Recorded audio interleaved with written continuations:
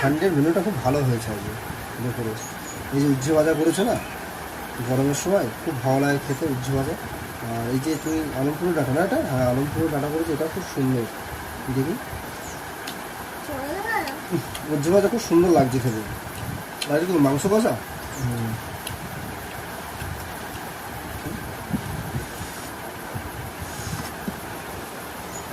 মাংসটা কেমন করেছো দেখি।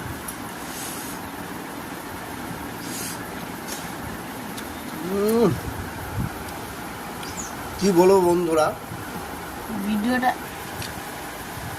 কি বলবো বন্ধুরা, আমি তো রান্না করাটা দেখাতে পারলাম না।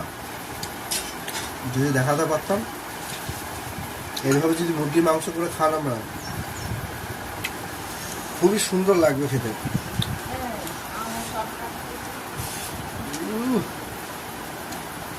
এটা আমার মায়ের হাতে রান্না, আমার মা করেছে।